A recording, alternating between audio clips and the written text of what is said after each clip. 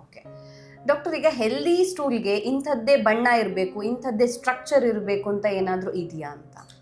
ಇದೆ ಖಂಡಿತವಾಗಿದೆ. Healthy ಸ್ಟೂಲ್ಗೆ usually yellowish colour ಇರುತ್ತೆ, brownish to yellow colour ಇರುತ್ತೆ. ಇದೇನಕ್ಕೆ ಕಲರ್ ಏನಕ್ಕೆ ಬರುತ್ತೆ ಅಂದರೆ, ನಮ್ಮ ಪಿತ್ತಕೋಶದಲ್ಲಿ ಪಿತ್ತ ಉತ್ಪತ್ತಿ ಆಗುತ್ತಲ್ಲ, ಪಿತ್ತ ನಮ್ಮ ಕರಳು ಮೂಲಕ ಹೋಗ್ಬೇಕಾದ್ರೆ ಅದ್ರ ವೇರಿಯಸ್ ರಿಯಾಕ್ಷನ್ಸ್ ಆಗಿ ಪಿತ್ತ ಆಕ್ಚುಲಿ ಗೋಲ್ಡನ್ ಎಲ್ಲೋ ಇರುತ್ತೆ, ಆಮೇಲೆ ಗ್ರೀನ್ ಕಲರ್ ಆಗುತ್ತೆ, ಅದು ಬ್ರೌನ್ ಆಗುತ್ತೆ ವೇರಿಯಸ್ ಕೆಮಿಕಲ್ ರಿಯಾಕ್ಷನ್ಸ್ ಆಗಿ. So normally about lightish brown ಇರುತ್ತೆ.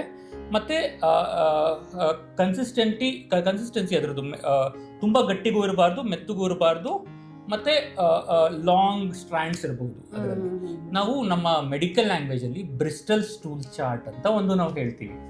ಬ್ರಿಸ್ಟಲ್ ಸ್ಟೂಲ್ ಚಾರ್ಟ್ ಈವನ್ ನೀವು ಗೂಗಲ್ ಅಲ್ಲಿ ಚೆಕ್ ಮಾಡಿದ್ರು ಒಂದು ಚಾರ್ಟ್ ತೋರಿಸ್ತಾರೆ. ಅದರಲ್ಲಿ 1 2 3 4 5 6 7 ಅಂತೆಲ್ಲ ಇರುತ್ತೆ. ಅದು 1 2 3 ಇದೆಯಲ್ಲ, ಅವೆಲ್ಲ ಕಾನ್ಸ್ಟಿಪೇಷನ್ಗೆ, ಅಂದ್ರೆ ತುಂಬಾ ಗಟ್ಟಿ ಆದಾಗ ತುಂಬಾ ಗಟ್ಟಿ ಪೆಲೆಟ್ಸ್ ತರ ಆಗುತ್ತೆ, ಅದು 1 2 ಆ ವಿಷಯದಲ್ಲಿ. ನಾರ್ಮಲ್ ಜನರಲ್ಲಿ ಅದು ನಂಬರ್ 4 and 5 ಲೆವೆಲ್ಗೆ ಹೋದ್ರೆ ಅದು ನಾರ್ಮಲ್ ಅಂತ. ಇನ್ನು ಕೆಳಗಡೆ ಹೋಯ್ತು ಅಂದ್ರೆ 6 7ಗೆಲ್ಲ ಹೋಯ್ತು ಅಂದ್ರೆ ಅದು ಡಯೇರಿಯಾ, ಅಂದ್ರೆ ಲೂಸ್ ಸ್ಟೂಲ್ಸ್ ಆಗ್ತಾ ಇದೆ ಅಂತ, ಲೂಸ್ ಮೋಷನ್ ಆಗ್ತಾ ಇದೆ ಅಂತ ಅರ್ಥ. ಸೊ ಬ್ರಿಸ್ಟಲ್ ಸ್ಟೂಲ್ ಚಾರ್ಟ್ ಅಂತ ನಮ್ಮ ಮೆಡಿಕಲ್ ಇದರಲ್ಲಿ ಮಾಡ್ತೀವಿ. ಅದರಲ್ಲಿ 4 and 5ನ ನಾವು ನಾರ್ಮಲ್ ಅಂತೀವಿ. ಅದು ಕರೆಕ್ಟ್ ಕ್ಯಾರೆಕ್ಟರಿಸ್ಟಿಕ್ಸ್ ಇರುತ್ತೆ. ಅದರಲ್ಲಿ ಏನೇ ಚೇಂಜ್ ಇದ್ರೂ ನಾವು ಅದು ಕೆಲವೊಂದ್ಸತಿ ನಾರ್ಮಲ್ ಆಗು ಚೇಂಜ್ ಆಗ್ಬೋದು, ಏನೋ ಚಿಕ್ಕ ಪುಟ್ಟ ವ್ಯತ್ಯಾಸದಿಂದ, ನಮ್ಮ ಊಟದಿಂದನೂ ಚೇಂಜ್ ಆಗ್ಬೋದು, ಅಥವಾ ಕೆಲವೊಂದು ಕಾಯಿಲೆಗಳಿದ್ರೂ ಚೇಂಜ್ ಆಗ್ಬೋದು. ಅದನ್ನ ಕಂಡಿದ್ದೀವಿ.